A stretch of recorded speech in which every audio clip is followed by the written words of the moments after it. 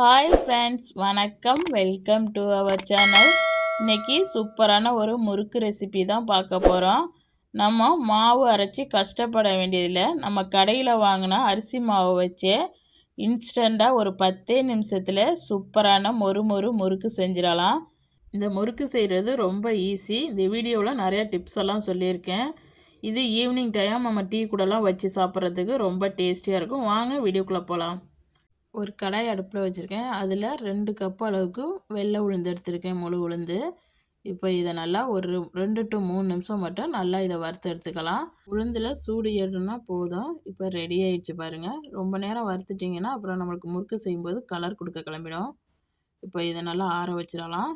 இப்போ இது நல்லா ஆறிடுச்சு. இப்போ இதை ஒரு மிக்ஸி ஜாருக்கு மாற்றிக்கிறேன். இப்போ இதை நல்லா அரைச்சி எடுத்துகிட்டு வந்துடலாம். பாருங்கள், இந்த மாதிரி அரைச்சி எடுத்துகிட்டு வந்துட்டேன். இப்போ ஒரு சல்லடை வச்சுட்டு அதில் கொட்டி நல்லா சலிச்சு எடுத்துக்கோங்க. கப்பி எதுவும் இருக்கக்கூடாது. இந்த மாதிரி நல்லா சலிச்சு எடுத்துக்கலாம். இப்போ அந்த சலிச்ச மாவை வேறு ஒரு பாத்திரத்தில் கொட்டி வச்சுட்டேன். இப்போ நான் கடையில் வாங்கின அரிசி மாவு தான் எடுத்திருக்கேன். இப்போ இதையும் நல்லா சலிச்சு எடுத்துக்கலாம். இப்போ எல்லாத்தையும் சலிச்சு எடுத்தாச்சு. இப்போ நான் ஒரு பெரிய டம்ளர் எடுத்திருக்கேன். அதில் 4 டம்ளர் அளவுக்கு அரிசி மாவு எடுத்திருக்கேன். நீங்கள் மெஷரிங் கப்பை யூஸ் பண்ணி கூட அளந்துக்கலாம், இல்லாட்டினா கிண்ணம் யூஸ் பண்ணி கூட அளந்துக்கலாம். எதில் அரிசி மாவு அளக்குறீங்களோ அதுலேயே உளுந்த மாவும் நீங்கள் அளந்துக்கணும், அவ்வளவுதான். இப்போ 4 டம்ளர் அரிசி மாவு கரெக்டாக இருக்குது. இப்போ இந்த 4 டம்ளர் அரிசி மாவுக்கு நான் 3/4 டம்ளர் அளவுக்கு உளுந்த மாவு சேர்த்துருக்கேன். 1 டம்ளர் அளவு கொஞ்சம் குறைச்சி சேர்த்துருக்கேன். இப்போ இது கூட ஓமம் 1 டீஸ்பூன் அளவுக்கு எடுத்துகிட்டு நல்லா கையில் வச்சு நசுக்கிட்டு சேர்த்துக்குங்க. அப்போ தான் நல்லா வாசனையாக இருக்கும்.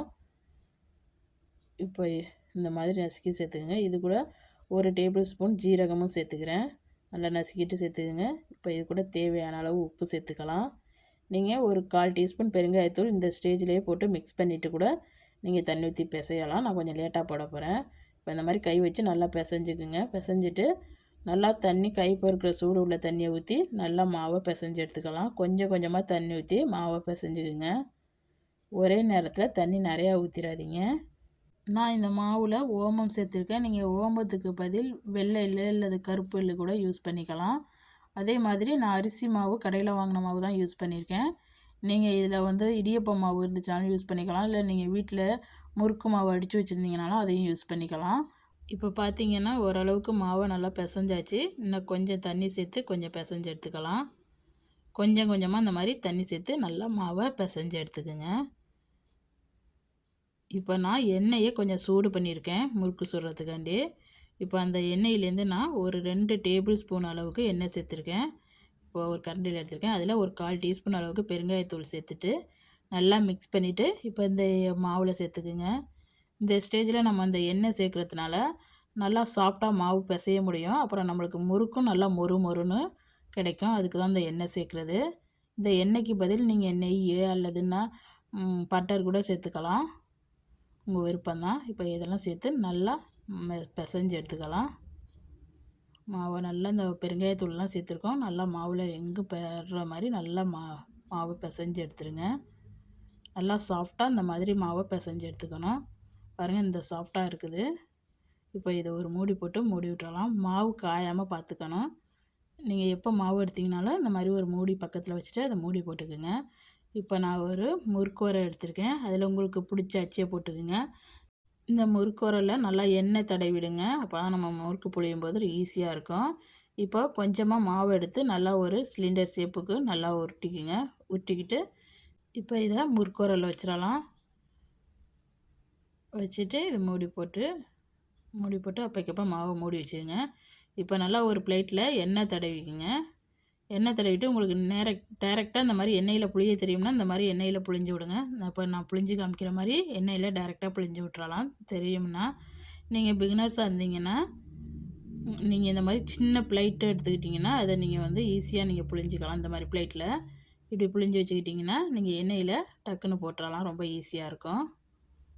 இந்த மாதிரி பிளேட் இல்லாட்டினா எல்லார் வீட்லேயும் இருக்கும் இல்லையா அரிக்கரண்டி, இந்த மாதிரி அரிக்கரண்டியை வச்சு அதில் நீங்கள் புழிஞ்சு வச்சுருந்தீங்கன்னா ரொம்ப ஈஸியாக நம்ம எண்ணெயில் டக்குன்னு கவிழ்த்தி விட்டுறலாம். இந்த மாதிரி அரிக்கரண்டியில் இந்த மாதிரி புழிஞ்சு எடுத்துக்குங்க. ஒரு வேளை நீங்கள் பிகினர்ஸாக இருந்தீங்கன்னா இந்த மாதிரி அரிக்கரண்டியில் எடுத்து போடுறது ரொம்ப ஈஸியாக இருக்கும். இப்போ நான் ஒரு கடாயில் எண்ணெய் ஊற்றிருக்கேன். எண்ணெய் நல்லா ஹீட் பண்ணிக்கோங்க. இந்த மாதிரி ஒரு சின்ன தொண்டு மாவை போட்டிங்கன்னா மாவு மேலே கிளம்பி வந்துச்சுன்னா நல்லா நமக்கு எண்ணெய் சூடாக இருக்குன்னு அர்த்தம். இப்போ நாம் செஞ்சு வச்சுருக்க முறுக்கை இதில் போட்டுக்கலாம். நீங்கள் இந்த மாதிரி பிளேட்டில் செஞ்சு அரிக்கரண்டிலாம் செஞ்சு வச்சுருந்தீங்கன்னா அப்படியே டேரெக்டாக கவிழ்த்து விட்டுறலாம் பயமாக இருந்துச்சுன்னா. இல்லாட்டினா கையில் எடுத்து கூட நீங்கள் டக்கு டக்குன்னு போட்டுக்கலாம், உங்கள் விருப்பம்தான். இப்போ இந்த மாதிரி நம்ம போட்டதுக்கு பிறகு உடனே நம்ம கரண்டி போட்டுறக்கூடாது.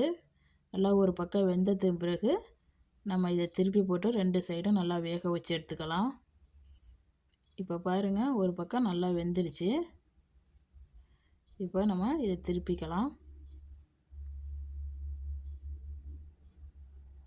ஒரு 10 நிமிஷத்தில் நம்ம இதை டக்குன்னு செஞ்சு கொடுத்துடலாம். மாவு பிசைகிறது மட்டும்தான் கொஞ்சம் டைம் எடுக்கும், மற்றபடி இந்த முறுக்கு செய்கிறதெல்லாம் டக்குன்னு செஞ்சிடலாம்.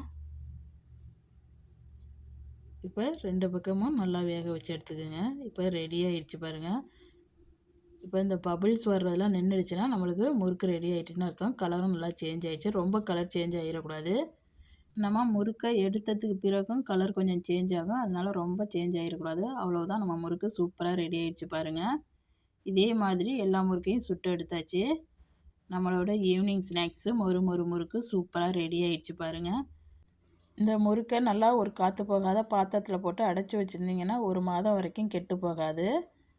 இப்போ நான் ஒரு முறுக்கை எடுத்து உடச்சி காமிக்கிறேன் பாருங்கள், எப்படி மொறு மொறுன்னு இருக்குது பாருங்கள். இதே மாதிரி நீங்களும் உங்கள் வீட்டில் செஞ்சு பார்த்துட்டு எப்படி வந்துச்சுன்னு கமெண்டில் சொல்லுங்கள். இந்த வீடியோ பிடிச்சிருந்துச்சுன்னா இந்த வீடியோவுக்கு ஒரு லைக் பண்ணுங்கள். மறக்காமல் என் சேனலை சப்ஸ்கிரைப் பண்ணி வச்சுக்கோங்க. இந்த வீடியோ பார்த்தா அனைவருக்கும் நன்றி.